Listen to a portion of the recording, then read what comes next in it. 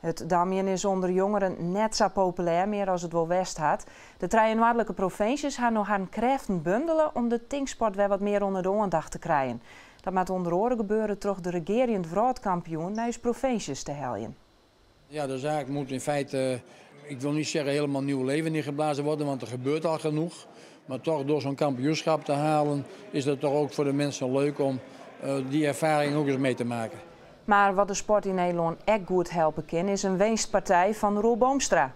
Roel Boomstra is een jonge, talentvolle dammer. Die kan een wereldtitel wel in Nederland brengen?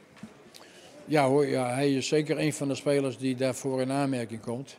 Hij is best een speler die heel veel van het spel weet. Hij is er ook heel intensief mee bezig. Ik denk dat hij op dit moment in Nederland vooral de speler is die het meest daarvoor in aanmerking komt om die titel hier weer naartoe te halen.